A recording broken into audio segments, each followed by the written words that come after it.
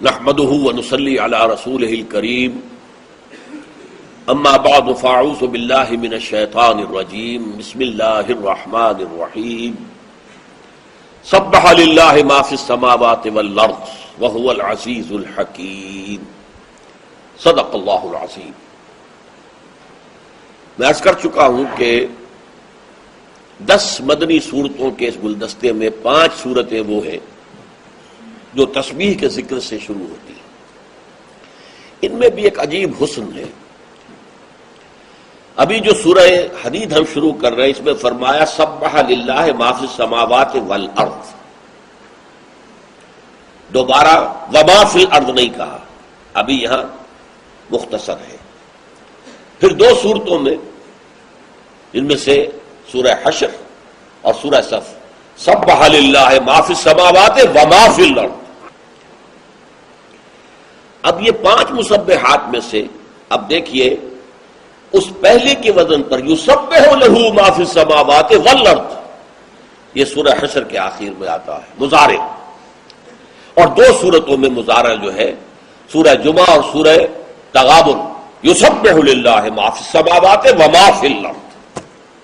یہ توازن، عجیب توازن ہے، غور کرنے کی ضرورت ہے۔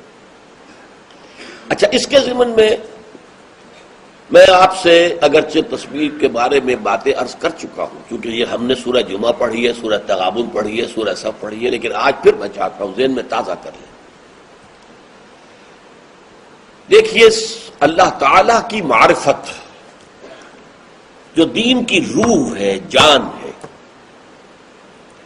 یہاں تک کہ آیہ مبارکہ جو سورہ ذاریات کی ہے وَمَا خَلَقْتُ الْجِنَّ وَالْإِنسَ إِلَّا لِيَعْبُدُونَ، میں نے جنوں اور انسانوں کو پیدا نہیں کیا مگر صرف اس لیے کہ میری عبادت کریں۔ اس کا بہت سے مفسرین نے مفہوم لیا ہے وَمَا خَلَقْتُ الْجِنَّ وَالْإِنسَ إِلَّا لِيَعْرِفُونَ، میں نے جنوں اور انسانوں کو صرف اس لیے پیدا کیا کہ میری معرفت حاصل کریں۔ ظاہر بات ہے عبادت سے پہلے معرفت چاہیے، آپ اللہ کو پہچانیں گے تو بندگی کریں گے، اس کی عظمت کا کچھ آپ کو احساس ہوگا تب آپ اس کے سامنے سر جھکائیں گے، سجدہ کریں گے۔ تو معرفت پہلے ہے، اس کے بعد عبادت آئے گی۔ عبادت کا تعلق عمل سے، پہلے معرفت۔ اب غور کیجئے، معرفت خدا بندی 2 حصے کر لیجئے۔ معرفت ذات ناممکن ناممکن ناممکن۔ حضرت مجدد الفسانی رحمۃ اللہ علیہ اپنے مکتوبات میں بار بار وراء الورا ثم وراء الورا ثم وراء الورا، اے برو از وہم و قیل و قال من، ہمارے وہم سے، قیل و قال سے، ہمارے تصور سے بلندر بلندر بلندر کوئی تصور ممکن نہیں۔ اللہ کا کوئی تصور آپ ذہن میں قائم کریں گے تو یہ شرک ہو جائے گا، کیونکہ آپ نے ذہن میں ایک تصویر بنا لی ہے اللہ کی، اللہ وہ تو نہیں ہے، تو آپ نے خدا گھڑ لیا۔ اقبال کہتا ہے، اس کا بڑا اونچا فلسفیانہ شعر ہے یہ، لیکن یہاں اس کا اطلاق ہوگا می تراشد فکر ما ہردم خدا بندے دیگر، میرا فکر، میری سوچ ہردم ایک نیا خدا تراشتی رہتی ہے۔ جیسے کوئی بت تراش ہے، آج ایک بت تراشا، دوسرا پھر بت تراش لیا، تیسرا پھر بت بنا لیا۔ مجسمہ تراش ہے، بنانے والا ہے، مجسمہ ساز ہے، مجسمے بنا رہا۔ می تراشد فکر ماں ہردم خدا بندے دیگر، ایک نیا سے نیا خدا جو ہے، میرا فکر، میری سوچ، میرا تصور، میرا وہم، یہ ایک خدا کو بناتا رہتا، لیکن وہ شرک اور کفر ہو جائے گا۔ ذات باری کے بارے میں کوئی بات، کوئی قول، کوئی حرف لیس کمثلہ شیء، ہے ہی نہیں کچھ کہ اس کے مثال کیا دیں گے آپ؟ البتہ اس کی جو ساری معرفت ہے وہ غور کیجئے اور اس کو 2 حصوں میں تقسیم کر لیجئے۔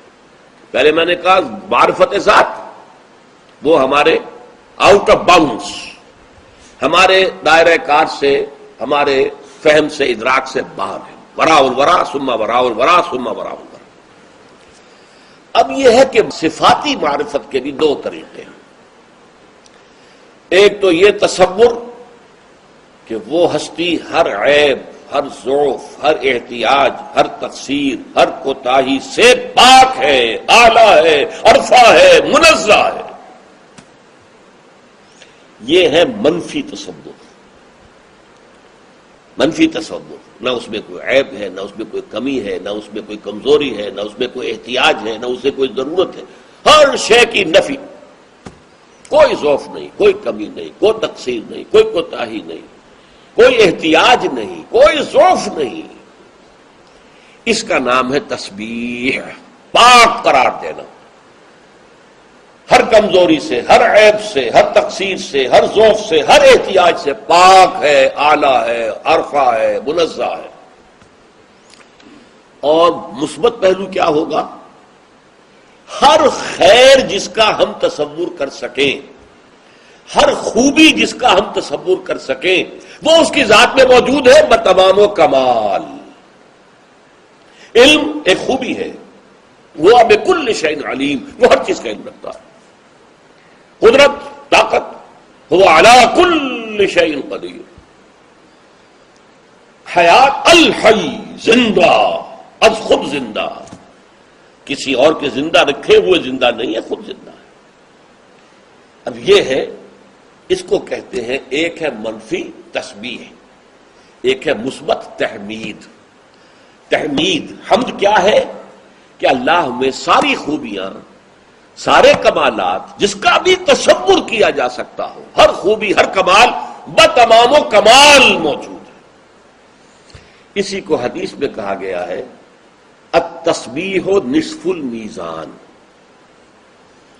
تسبیح سے معرفت ربانی کی میزان آدھی پر ہو جاتی ہے. وہ الحمدللہ تملأہ، اور جب الحمدللہ کہہ دے تو وہ میزان بھر گئی، پرڑا بھر گیا. منفی مثبت، التسبیح نصف المیزان والحمدللہ تملأہ. ایک یہ انداز ہے تسبیح و تحمید. اچھا، ایک دوسرا انداز ہے صفات کے اعتبار سے. اب جو صفات ہے اس کی کمال ہے، صفات کمال، ان کے بارے میں بھی نوٹ کیجئے. ان صفات کے بارے میں بھی ہم نہ ان کی کیفیت کو جان سکتے ہیں، نہ کمیت کو جان سکتے ہیں.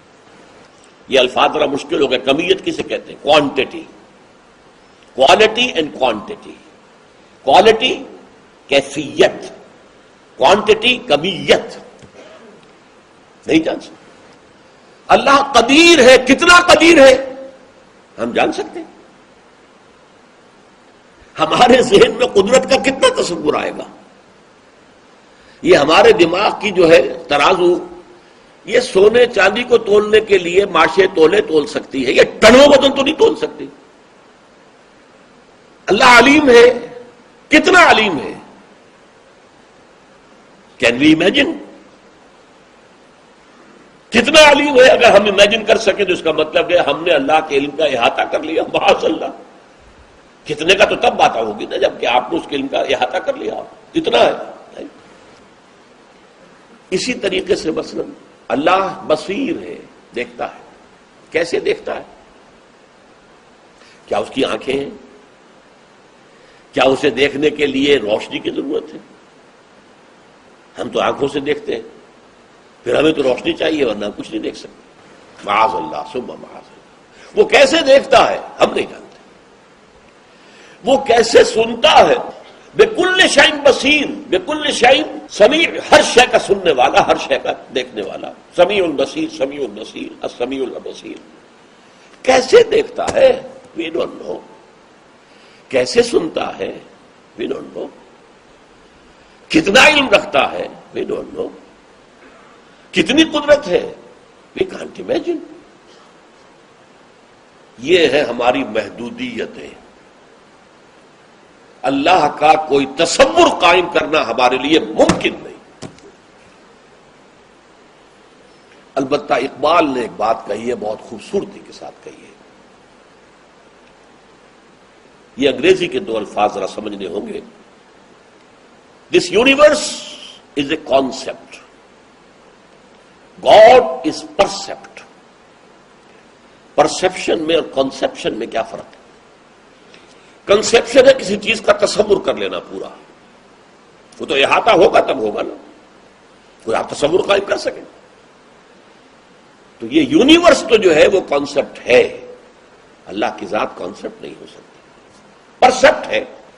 پرسیپٹ کہتے ہیں کسی چیز کی پرسیپشن، محسوس کر لینا کہ ہے. اب اس کی سادہ ترین مثال میں آپ کو دے رہا ہوں.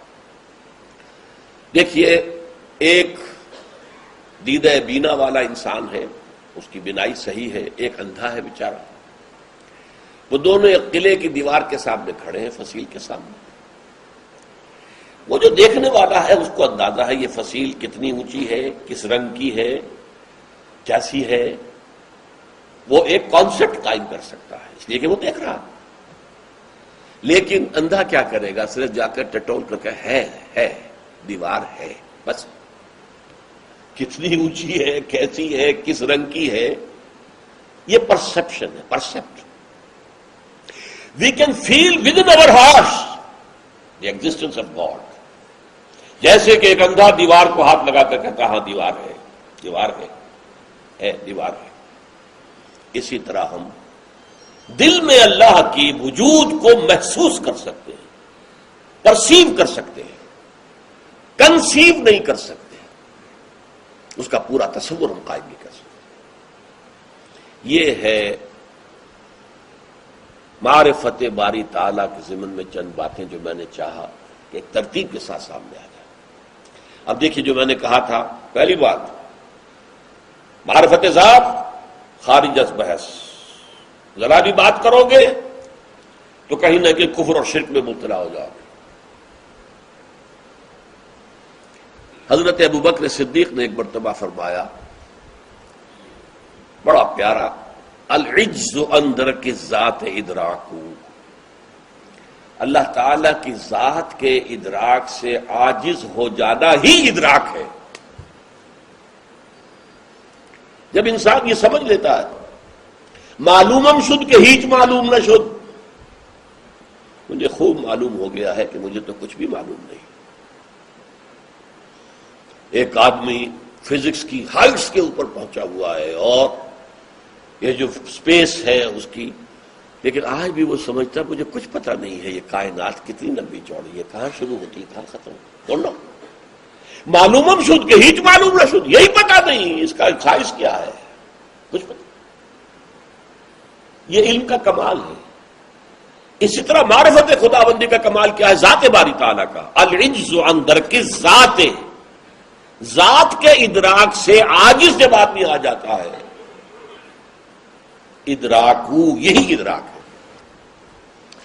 اس پر حضرت علی نے گرہ لگائی، دوسرا جملہ کہہ دیا جس سے کہ شعر بن گیا. وَالسَّعْيُ فِي كُنْهِ الذَّاتِ إِشْرَاكُ، ذات کے ادراک کی کوشش کرنا شرک بن جائے گا. یہ میں بیان کر چکا ہوں. تصور آپ قائم کریں گے تو وہ تو آپ کا اپنا بنایا ہوا خدا ہے، آپ کے ذہن کا تراشیدہ خدا ہے. نہیں تراشد فکر ماں ہر دم خدا بندے دیگر. تو یہ چند چیزیں ہیں. اب آپ دیکھیے سورت شروع ہو رہی، سبح للہ ما فی السماوات والارض. سبح یسبح کا مادہ عربی زبان میں آتا ہے تیرنے کے لیے یا فضا یا خلا میں اپنی سطح کو برقرار رکھنے کے لیے. پانی پر، دریا پر، سمندر پر کوئی چیز چل رہی ہے سطح کے اوپر، ڈوب نہیں رہی تو اسے ہم تیرنا کہتے ہیں. فضا میں، خلا میں کوئی شے اپنے بلندی پر برقرار ہے تو یہ بھی سبح یسبح ہے.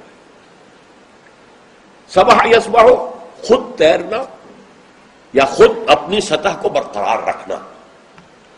اسی معنی میں قرآن مجید میں سورہ یاسین میں آیا ہے تمام سیارے